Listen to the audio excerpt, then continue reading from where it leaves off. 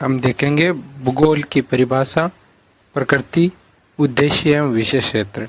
परिभाषाओं में सबसे इम्पोर्टेंट परिभाषा है रिचर्ड हार्टसॉन की। भूगोल में पृथ्वी की सतह के विविधता रूपी लक्षणों का शुद्ध क्रमबद्ध तार्किक वर्णन व व्याख्या ही भूगोल है। ये परिभाषा उन्होंने अपनी पुस्तक perspective on nature of geography में दी, जो 1959 में आई थी। इससे पहले 1939 में भी इनकी पुस्तक आई थी, उसी का संशोधित रूप ये perspective on nature of geography है। उसके बाद भौगोलिक विश्व कोश के अनुसार भूगोल पृथ्वी तल व मानव के पारस्परिक संबंधों के अध्ययन है। कांट कहता है कि मानव का घर है। कांट क्या कहता है? मानव का घर है। रिटर कहता है मानव का निवास गृह है। मतलब जो पुराना घर हो जाता है तो उसमें कांटे वगैरह उग जाते हैं तो हम कहते हैं कहाँ पुराना घर, और निवास घर है जो साफ सुथरा होता है वो रिटर का है। तो इसका मतलब कांट भूगोल वे विज्ञान है जिसमें पृथ्वी के उस भाग का अध्ययन किया जाता है जो मानव का घर है। उसके बाद वुल्डरीज ईस्ट भूगोल में पृथ्वी या भूक्षेत्र और मानव का अध्ययन किया जाता है। वुल्डरीज और ईस्ट क्या कहते हैं? भूगोल या भूक्षेत्र और मानव का अध्ययन करते हैं। उसके बाद रिटर कहता है भूगोल में पृथ्वी तल का अध्ययन किया जाता है जो मानव का निवास गृह है। उसके बाद हेटनर की परिभाषा इम्पोर्टेंट है। भूगोल क्षेत्रीय विज्ञान है जिसमें पृथ्वी तल के क्षेत्रों का अध्ययन उनकी विभिन्नताओं या भिन्नताओं तथा स्थानिक संबंधों की पृष्ठभूमि में किया जाता है। अगर शब्द आ जाए भिन्नताओं तथा स्थानिक संबंधों की पृष्ठभूमि में, तो हेटनर ने दी ये परिभाषा। टोल्मी कहता है कि भूगोल वे विज्ञान है जो मानचित्र निर्माण कला के क्षेत्र में कार्य करता है। मानचित्र निर्माण कला के क्षेत्र में कार्य करता है। बेरोज ये मानव पारिस्थितिकी बताता है। ये कहता है भूगोल मानव पारिस्थितिकी है। उसके बाद पीटर हेगेट संश्लेषण कर लेता है। ये कहता है भूगोल एक संश्लेषण विज्ञान है, पीटर हेगेट। उसके बाद ल्यूकरमैन कहता है भूगोल के अध्ययन की मूल विषय वस्तु स्थान है। ल्यूकरमैन, लुको मत घुसो मत, मतलब आप छुपो मत, विषय वस्तु मूल स्थान है, इसका स्थान ही भूगोल है, यानी मूल विषय वस्तु ही स्थान है।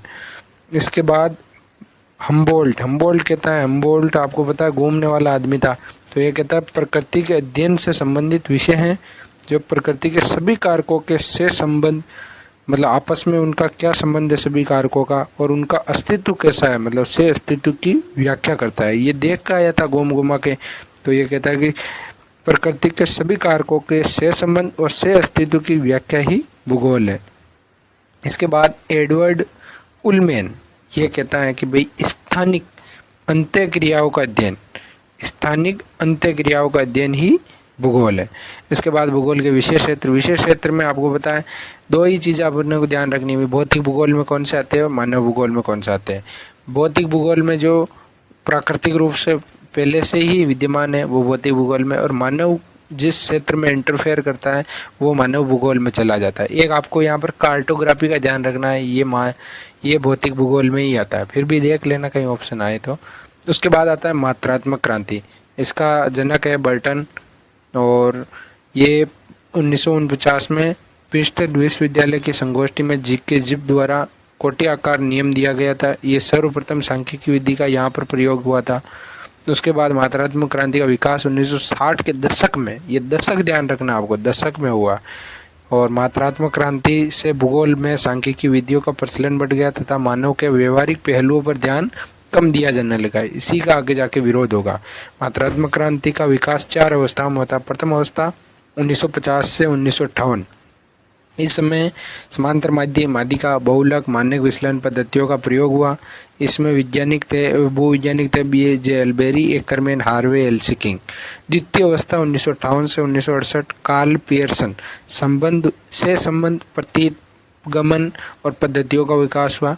तृतीय अवस्था 1968 से 1978, इसमें हुआ निकटतम पड़ोसी विश्लेषण प्रतिमानों यानी मॉडल्स का विकास हुआ, और इसमें भूवैज्ञानिक थे चोरलेवे, हेगेट और स्कॉट। चोरलेवे, हेगेट की आपको पता शामिल में जो भी पुस्तकें थी उनमें बीच में मॉडल्स शब्द आ रहा था। उसके बाद चतुर्थ अवस्था ये 1978 से वर्तमान तक चल रही। इसमें क्या है, जितने भी नवीनतम है, जो सुदूर संवेदन है, इसमें GIS GPS वगैरह है, और वायव्य फोटोग्राफी, ये भूगोल मात्रात्मक क्रांति के मतलब चतुर्थ अवस्था के विकास है। उसके बाद 1970 तक मात्रात्मक क्रांति की विधियों का सर्वाधिक प्रभाव USA के विस्कॉन्सिन, आयोवा और स्वीडन के लुंड विश्वविद्यालय तथा ब्रिटेन देशों में रहा। उसके बाद मात्रात्मक क्रांति के हानि या दोष क्या कहते थे, मानवीय पहलुओं को अनदेखी की गई, अनुभवी विचारों का प्रभाव घटने लगा, नैतिक मूल्यों का प्रभाव कम होने लगा, मापन भी संभव नहीं था। उसके बाद मानव को निष्क्रिय कारक के रूप में बना दिया। डडले स्टाम्प कहता है, इसका विशेष ध्यान रखना। डडले स्टाम्प ये ब्रिटिश भूवैज्ञानिक था, भूगोलवेत्ता था। ये इसको मात्रात्मक क्रांति को गृह युद्ध का करार देता है, और जो कहता है ये कंप्यूटर जो आप काम में ले रहे हो ना, ये कंप्यूटर सुनहरा बछड़ा है, मतलब सोने के बछड़े है केवल। इसके बाद सभी देशों में वास्तविक आंकड़े उपलब्ध होना संभव नहीं है, जिससे निष्कर्ष निकाला जा सकता है कि मतलब जिससे निष्कर्ष निकाला जा सके, ऐसे वास्तविक आंकड़े भी उपलब्ध नहीं, इसलिए मात्रात्मक क्रांति की हानि। उसके बाद मात्रात्मक क्रांति के विरोध में ही व्यवहारवाद, जिसे आचार परक या बिहेवियरलिज्म या आचरण परक कहते हैं, इसका विकास हुआ। 1960 के दशक के बाद इसका विकास हुआ, और व्यवहारवाद 1960 के एंड में चालू हो गया था। व्यवहारवाद का विकास मात्रात्मक क्रांति और प्रत्यक्षवाद के विरोध में हुआ। मुख्य जनक है विलियम किर्क। ये मानवीय गुणात्मक पहलुओं, मानव के व्यवहार, आदतें, सुख दुख, ईमानदारी, कर्तव्य निष्ठा, चरित्र आदि पर ध्यान देता है। व्यवहारवाद में J.K. Wright, Sonnenfeld, G.F. T एंगरस्टैंड, बोल्डिंग आदि विद्वान थे। बोल्डिंग, डाउन्स, एलन प्रेड और सोनेनफील्ड के ये मॉडल है जो हम आगे देख भी चुके हैं और भी देख लेंगे। उसके बाद भूगोल में नवीन प्रवृत्तियाँ, ये हम आगे देखेंगे। जैसे भूगोल में और नवीन प्रवृत्तियाँ कौन सी थी, तो पारिस्थितिकी शब्द का प्रयोग अर्नेस्ट हैकल ने किया। पारितंत्र की संकल्पना एजी टांसले ने दी। मानव पारिस्थितिकी की संकल्पना बेरोज ने दी। व्यवहारवाद विलियम किर्क। प्रत्यक्षवाद अगस्ट काम्टे। आदर्शवाद गुल्के। प्रत्यक्ष काम्टे मतलब काम्टे वो अगस्ट काम्टे प्रत्यक्ष रूप से देखता है। मानवतावाद, ये आपको पता तुआन है। प्रयोगवाद,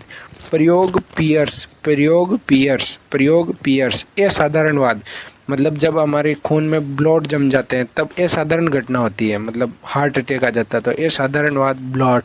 उसके बाद अतिवाद ये पिछड़े वंचित महिला वर्ग आदि के अधिकारियों की बात करता है। इसमें अतिवाद में पीटने वाला JR पीट यहाँ के पीट JR पीट, और इसने पत्रिका निकाली थी एंटीपोड, और ये एंटीपोड अतिवाद संकल्पना से है जो क्लार्क विश्वविद्यालय से निकाली गई थी।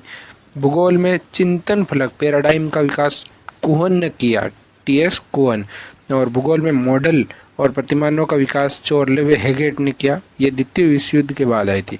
उसके बाद इनकी पुस्तकें जैसे चोरले बिटरेगेट की पुस्तकें models in geography, socio economic models in geography, integrated models in geography, physical and information models in geography, और पीटर हेगेट की अकेले की पुस्तकें जैसे geography a modern synthesis, locational analysis in geography, human geography, और नवाचार प्रसारण सिद्धांत टी हेंगरस्टेड ने दिया, हेंगरपटांक दिया नवाचार सिद्धांतों को। इसके बाद भूगोल में अभिनव प्रवृत्तियों को अब हम देखते हैं सही मतलब सही तरीके से देखा जाए तो भूगोल में अभिनव प्रवृत्तियों में अब शुरुआत से हम देखेंगे वापस। जैसे भूगोल के विषय क्षेत्र एवं प्रकृति के में प्रारंभ से वर्तमान तक विभिन्न विचारधाराओं का विकास हुआ। समय के साथ नई विचारधाराएं अधिक प्रभावी होती गई। इस प्रक्रिया को थॉमस कुहन, जो कौन था, चिंतन फलक के जनक है, प्रतिमान स्थानांतरण के रूप में प्रस्तुत किया। हेनरिक्सन ने इसका आलेखी रूप प्रस्तुत किया था, ग्राफिकल रूप प्रस्तुत किया था इस अवधारणा का। और वो कहते हैं कि जैसे पहला विचार आता है, फिर बाद में उसके दूसरे विचार उसी के साथ आ जाता है, बीच में संक्रमण काल होता है, और फिर बाद में पहला विचार हावी हो जाता है, और उसके बाद जैसे जैसे पहला विचार प्रतिस्थापित होता है दूसरा विचार हावी हो जाता है। ये व्यवसायीकरण की अवस्था कहलाती है। भूगोल लंबे समय तक क्षेत्र वर्णनी विषय था, परंतु 20वीं शताब्दी में नूतन प्रवृत्ति आई। सर्वप्रथम 1940 के पश्चात मात्रात्मक क्रांति आई, जो 1960 तक। 1960 के बाद व्यवहारवाद आया। 1970 के बाद नई क्रांतियाँ एक साथ कई क्रांतियाँ कई विचार आए थे, उन्हीं को हमने नवीन क्रांतियाँ नाम दिया था। उसमें सामाजिक प्रासंगिक क्रांति, अतिवादी, कल्याणकारी भूगोल, ये आई थी। पहला देखते हैं मात्रात्मक क्रांति। मात्रात्मक क्रांति प्रारंभ से लेकर 20वीं शताब्दी के मध्य तक भूगोल विषय की प्रकृति, स्थानिक भिन्नताओं की वर्णन की थी, जिस पर विद्वानों ने आपत्ति करते हुए वास्तविक विषय मानने से मना कर दिया। वास्तविक विषय मानने से मना करने में कांट पहले आपको बताया, कांटे वाला घर था, तो मानव का घर भूगोल उसी को कहते हैं। उसमें भूगोल एवं इतिहास को उसने अपवाद का विषय बता दिया। पहले कांटे बिछा रहा था, अब भूगोल एवं इतिहास को उसने अपवाद का विषय बता दिया। उसके बाद कोनाट ये बिल्कुल नट गया, मतलब मना कर दिया। इसने कहा कि ये पढ़ाने योग्य नहीं है। उसके बाद इन दोनों की बात मानी, चाहे कुछ भी मानो, हार्वर्ड विश्वविद्यालय ने भूगोल का अध्यापन ही बंद कर दिया। उसके बाद 1953 में शेपर ने एसोसिएशन ऑफ अमेरिकन ज्योग्राफर्स की पत्रिका एनल्स में एक लेख प्रकाशित किया, शीर्षक भूगोल में अपवादवाद, एक्सेप्शनलिज्म इन ज्योग्राफी। उसमें शेपर ने हार्टसॉन की पुस्तक नेचर ऑफ ज्योग्राफी पर प्रश्न उठाते हुए कहा कि भूगोल की प्रकृति जो इडियोग्राफी है, जो केवल स्थानों की सूचना देने वाला विषय है, इसे अन्य प्राकृतिक विषयों की तरह नियमों व सिद्धांतों को मानने वाला तथा नोमोथेटिक बनाया जाना चाहिए। इसके समर्थन में कई विद्वान आए तथा सिद्धांत व मॉडल प्रस्तुत किए। कुछ समय बाद ही भूगोल स्थानों के वर्णन वाले विषय के स्थान पर सांख्यिकी विधियों का विषय बन गया। अब इसी बीच में आई थी प्रत्यक्षवाद क्रांति का आधार ही, मतलब मात्रात्मक क्रांति का आधार ये प्रत्यक्षवाद क्रांति ही थी, जिसका जनक थे अगस्ट काम्टे और अपनी पुस्तक थी पॉजिटिव फिलोसफी। ये क्या करते हैं, ये प्रत्यक्ष जो हम आम चीज़ देख सकते हैं, मूर्त जिसको हम छू सकते हैं, और वस्तुनिष्ठ ज्ञान को ही सत्य मानते थे। भूगोल में तीव्र गति से सांख्यिकी विधियों एवं मॉडलों का प्रयोग किया जाने लगा और इस तीव्र परिवर्तन को बर्टन ने मात्रात्मक क्रांति का नाम दिया। इसीलिए बर्टन को हम मात्रात्मक क्रांति का जनक कहते हैं। हालांकि कुछ सिद्धांत इससे पहले भी 1940 से पहले भी आ चुके थे, जिनमें थे वान थ्यूनेन का कृषि अवस्थिति सिद्धांत, वेबर का औद्योगिक अवस्थिति सिद्धांत, क्रिस्टोलर का केंद्रीय स्थल सिद्धांत। 1960 तक आते आते इसका भी विरोध होने लग गया, क्योंकि इन सिद्धांतों व मॉडलों को मानवीय क्रियाओं के रूप में अनुपयोगी पाया गया। हार्वे पहले तो मात्रात्मक क्रांति का समर्थन किया, फिर बाद में ये इसको त्याग देते हैं, मतलब हार गया आदमी, मतलब मात्रात्मक क्रांति का इससे हार के त्याग देता है। उसके बाद डडले स्टाम्प ब्रिटिश भूगोलवेत्ता थे। इन्होंने कहा ये गृह युद्ध छिड़ गया और जिसको आप ये कंप्यूटर कह रहे हो ना, ये स्वर्ण बछड़े हैं। तो ये डडले स्टाम्प था, ब्रिटिश भूगोलवेत्ता। इसके बाद हॉकिंग के अनुसार ये जुआ है। कौन सा जुआ है? तो प्रकृति के नियम प्रकृति द्वारा खेले गए पासे के समान जुआ है।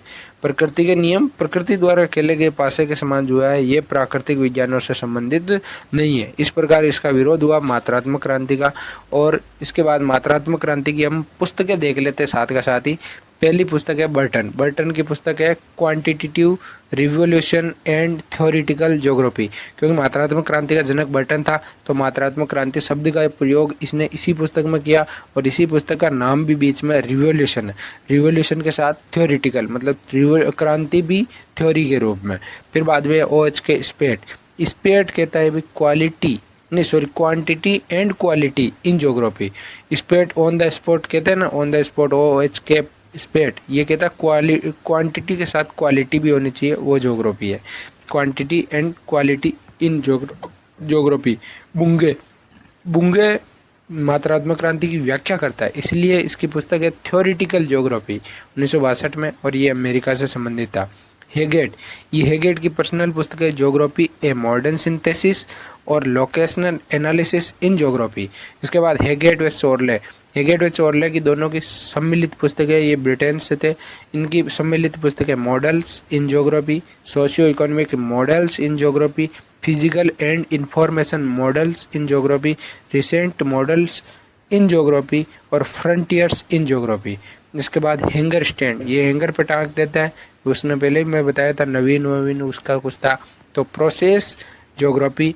और इसके बाद टाइम एंड स्पेस ज्योग्राफी, ये टाइम का बहुत बाउंड था, स्पेस में जाता था, हैंगर स्टैंड टक जाता था। तो प्रोसेस होता था, टाइम लगता था, स्पेस मतलब process geography, time and space geography, ये इसकी पुस्तकें थी। इसके बाद ग्रेगरी ये कहता है स्टैटिस्टिकल मेथड इन जोग्राफर्स, ये ग्रेगरी कहता है कि भाई गुरी गुरी लो, स्टेटिस्टिकल मेथड अपनाओ और जोग्राफर बनो।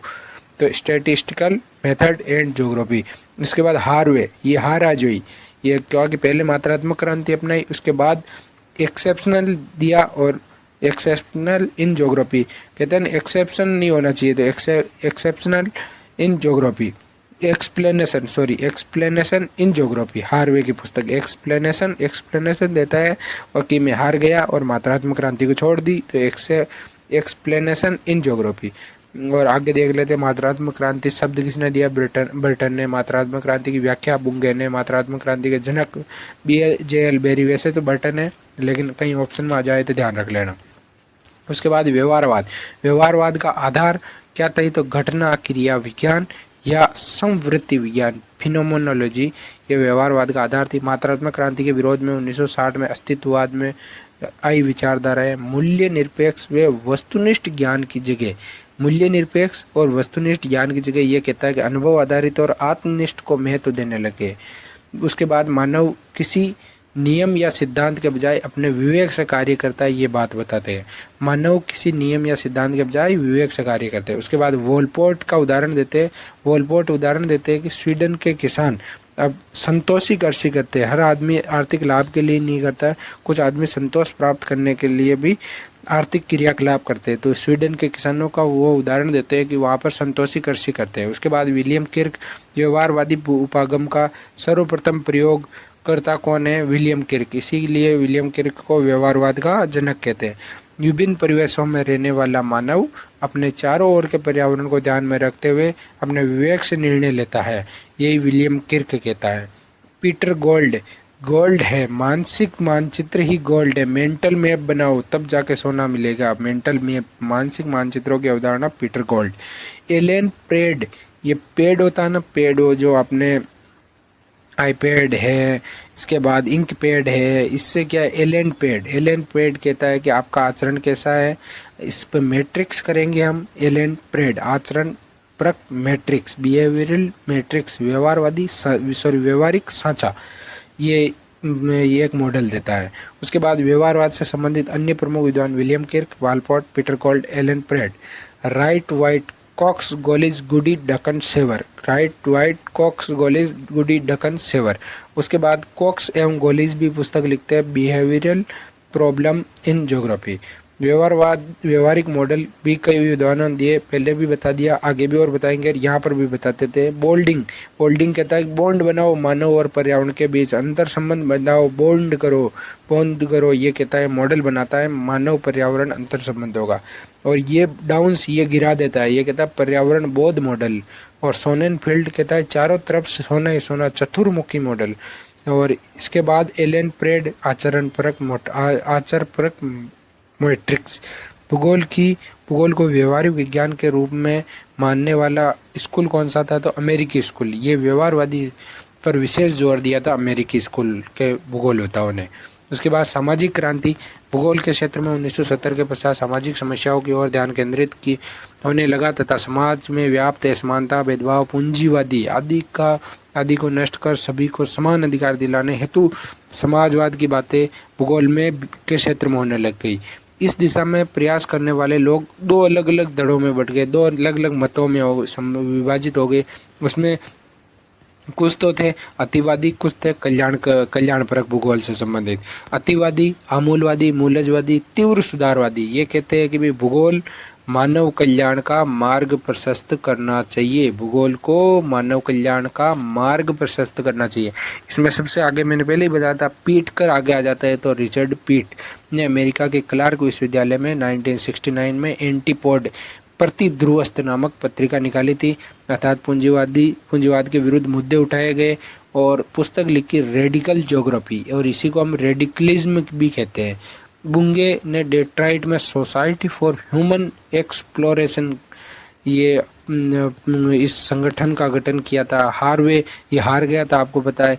Social justice and the city नामक पुस्तक प्रकाशित की, जिसमें अमेरिका की मलिन बस्तियों का उन्मूलन कर उन्हें समाज की मुख्य धारा में लाने का प्रयास किया था। ये हार्वे वही है जो मात्रात्मक क्रांति को पहले मानता है, फिर बाद में उसको हार कर छोड़ देता है और एक्सप्लेनेशन इन ज्योग्राफी मात्रात्मक क्रांति पर पुस्तक लिखता है। फिर बाद में आगे जाके ये social justice and the city नामक पुस्तक लिखता है, प्रकाशित करता है। उसके बाद कल्याणपरक भूगोल, ये समाज कल्याण, समानता, संसाधन वितरण, अच्छी बुरी बातें, ऐसी जो भी बातें आएगी वो कल्याणपरक भूगोल में आएगी। उग्र सुधारवाद के बजाय धीरे धीरे सुधार करने में ये विश्वास करते थे, अर्थात सभी का आर्थिक कल्याण करते हुए आर्थिक समानता का उद्देश्य इसमें रखा गया। स्मिथ कल्याणपरक भूगोल के जनक माने जाते हैं। इन्होंने ही सर्वप्रथम इस विचार का विकास किया। इन्होंने 2 पुस्तकें लिखी, ह्यूमन ज्योग्राफी ए वेलफेयर अप्रोच, उसके बाद ज्योग्राफी एंड सोशल जस्टिस देते हैं और वेलफेयर अप्रोच रखते हैं। पॉल नॉक्स सोशल वेलबींग ए स्पेशल पर्सपेक्टिव। उसके बाद मानवतावाद 1960 में मात्रात्मक व प्रत्यक्षवाद के विरोध। उसी के बाद आगे आती है मानवतावाद यू फू त्वान द्वारा विकसित किया गया स्पेस एंड प्लेस में, और 1990 के पश्चात भूगोल की विषय वस्तु में कई अन्य समस्याओं को भूगोल की विषय वस्तु में स्थान मिलने लगा, जैसे पर्यावरणीय मुद्दे, महिलाओं के अधिकार, विभिन्न आयु वर्ग जैसे बाल्य आयु वर्ग और वृद्ध आयु वर्ग, किशोर आयु वर्ग, इनको भी भूगोल में स्थान मिलने लगा। उसके बाद एक आदमी फ्री बैठा था, फ्रीमैन, ये फ्री बैठा था। इसने 1861 से लेकर 1961 तक भूगोल की प्रवृत्ति में जो भी परिवर्तन हुए थे उनको संकलित किया और एक पुस्तक लिख दी, 100 ईयर्स ऑफ ज्योग्राफी। फ्री बैठा था तो फ्रीमैन ने पुस्तक लिख दी और ये क्रमिक रूप से लिखी, 6 भागों में बांटा गया, ज्ञान कोशीय प्रवृत्ति, शिक्षा प्रवृत्ति, औपनिवेशिक प्रवृत्ति, सामान्यकरण प्रवृत्ति, राजनीतिकरण प्रवृत्ति और विशेषीकरण प्रवृत्ति। भूगोल में तंत्र विश्लेषण, किसी भौगोलिक घटना को उसके सभी जुड़े हुए हिस्सों के साथ समझना कि कौन सा हिस्सा क्या कर रहा है, उसका असर क्या रहा, यही तंत्र विश्लेषण है। भूगोल के अलग अलग भागों का तत्वों का अध्ययन एक तंत्र सिस्टम के रूप में किया जाता है। भूगोल के तंत्र विश्लेषण का सर्वप्रथम प्रयोग 1920 में लुडविग जॉन बर्टालनफी ने किया। संबंधित अन्य विद्वान हेगेट, सोरले, केनेडी, जेम्स बेनेट, बीजेल, बेरी, स्टाडोट, हेंगरस्टैंड ये आदि भूगोल में तंत्र विश्लेषण से संबंधित थे। उसके बाद मेंटल मैप, मानसिक मानचित्र, आपको बताया मैंने गोल्ड वाला बताया था, पीटर गोल्ड, आर वाइट और लिंच ने ये इस अवधारणा का विकास किया था और इनसे संबंधित अन्य मॉडल, व्यवहारवाद से संबंधित मॉडल है ये। और उसके बाद मानसिक मानचित्र में क्या पुस्तकें हैं तो ये देखते हैं। डाउन्स लिखता है ज्योग्राफिक स्पेस परसेप्शन, भौगोलिक स्थान बोध, लोग अपने चारों ओर के भौगोलिक स्थान को कैसे महसूस करते हैं और दिमाग में उसे कैसे रखते हैं, ये बातें इसमें लिखी गई। प्रत्येक व्यक्ति एक ही जगह को अलग अलग तरीके से देखता और समझता है। उसके बाद गोल्ड एंड वाइट मानसिक मानचित्र, गोल्ड एंड वाइट मानसिक मानचित्र की अवधारणा दी। स्टी कहता है कि मस्तिष्क में मानचित्र, और अगला देखते हैं मानसिक मानचित्र अध्ययनों को आचार या व्यवहारवाद भूगोल द्वारा प्रोत्साहित किया गया। मानसिक मानचित्र से संबंधित प्रमुख मॉडल बोल्डिंग मानव पर्यावरण संबंध मॉडल 1956 में आया था। इसने ये कहता है कि पहले पर्यावरण में प्रतिबोधन यानी इमेज विकसित होती है, उसी के अनुसार वो व्यवहार करता है और यही आपस में चलता रहता है और इसी से उसको प्रतिपुष्टि मिलती है। फिर से पर्यावरण में जाता है, फिर से इमेज बनती है, फिर से पर्यावरण के साथ इंटरक्रिया करता है, फिर से इमेज, फिर से व्यवहार करता है और ये से इंटरेक्शन चलता रहता है। उसके बाद डाउन्स कहता है कि पर्यावरण उपलब्धि व आचरण मॉडल, ये कहता है कि वास्तविक दुनिया से सूचना प्राप्त करता है, सूचना प्राप्त कर ग्रहण करता है, बोध ग्राही करता है और फिर बाद में उसमें फिल्टर करता है, अपने काम मूल्य वाली चीज़ों को रखता है, मूल्य प्रणाली अपनाता है, फिर बाद में इमेज बनती है, इमेज के बाद वो निर्णय लेता है, उसी निर्णय के अनुसार वो व्यवहार करता है और उसी के अनुसार वो वास्तविक दुनिया में निवास करता है। उसके बाद सोनेनफील्ड का चतुर्मुखी वातावरण मॉडल, संघ केंद्रीय मॉडल भी कहते हैं इसको। ये कहता है कि अंदर मानवीय विचार होता है, फिर बाद में उसके बाहरी वातावरण में अनुग्रहित वातावरण, उसके बाद कार्य वातावरण, उसके बाद उसका भौगोलिक वातावरण। और एक चीज़ है देख लेते हैं द्वैतवाद, ये वैसे सिलेबस में नहीं है फिर भी थोड़ा ध्यान रखना है कि इसके जनक है वारेनियस, उनकी पुस्तक है जोग्राफिया जनरलिस और इन्होंने 2 भूगोल का विकास किया, क्रमबद्ध और विशिष्ट। इसी को इन्होंने क्रमबद्ध को इन्होंने सामान्य कहा और विशिष्ट भूगोल, ये दो भूगोल को दो भागों में बांट कर बताया। उसके बाद हम देख लेते हैं भारत में भूगोल का विकास। भारत में भूगोल का विकास पौराणिक ग्रंथों में ऋग्वेद में 5 ऋतुओं का वर्णन मिलता है। वाल्मीकि कृत रामायण में 6 ऋतुओं का वर्णन मिलता है। ये लगभग मार्च से शुरू होती है और इधर चैत्र से। इसमें देखते हैं वसंत, ग्रीष्म, वर्षा, शरद, हेमंत, शिशिर, इसमें 6 ऋतु है। ऋग्वेद में 5 है, उनमें शिशिर नहीं थी। उसके बाद आर्यभट्ट ने 2 सिद्धांत दिए थे, ज्योतिष सिद्धांत और सूर्य सिद्धांत। पुस्तक में सूर्य सिद्धांत पुस्तक में पहली बार भूगोल, ये भूगोल है मतलब पृथ्वी गोल है, वो वाला शब्द काम में लिया था, यहाँ पर ज्योग्राफी काम में नहीं लिया था। उसके बाद भास्कराचार्य ने सिद्धांत शिरोमणि में पृथ्वी व अन्य ग्रहों के साथ संबंध स्थापित बताया था। पुराणों में भूकंप का उल्लेख की भी जानकारी मिलती है। पुराणों में ही भूकंप उल्लेख की सर्वप्रथम जानकारी मिलती है। पौराणिक ग्रंथों में 7 द्वीपों का उल्लेख है, जिसमें जम्बू, कुश, क्रौंच, फ्लक्स, सालमली, पुष्कर और शक ये प्रमुख थे। उसके बाद स्नातक स्तर पर प्रथम बार भूगोल का अध्ययन लाहौर विश्वविद्यालय के तहत पंजाब विश्वविद्यालय के दिन लाहौर कॉलेज में शुरू हुआ था और स्नातकोत्तर स्तर पर अलीगढ़ विश्वविद्यालय में। और भारत में भूगोल के विकास में विशेष योगदान डडले स्टाम्प का रहा। पीजी स्तर पर अलीगढ़ मुस्लिम विश्वविद्यालय में भूगोल विभाग की सर्वप्रथम स्थापना हुई थी। अलीगढ़ मुस्लिम विश्वविद्यालय भूगोल विभाग की स्थापना, इसमें इबादुर रहमान खान, इसके बाद ताहिर रिजवी, एसएम अली और इसके बाद मोहम्मद शफी ये प्रमुख थे, आदि भूगोलवेत्ता थे। और इसी अलीगढ़ मुस्लिम विश्वविद्यालय में कृषि भूगोल का विकास हुआ और उसी के साथ औद्योगिक भूगोल का भी विकास यहीं से माना जाता है। एसएम अली, सैयद मोहम्मद अली ये अलीगढ़ से एमपी के सागर विश्वविद्यालय में गए थे और इनकी पुस्तक थी ज्योग्राफी ऑफ पुराणाज, मतलब पुराणों का भूगोल।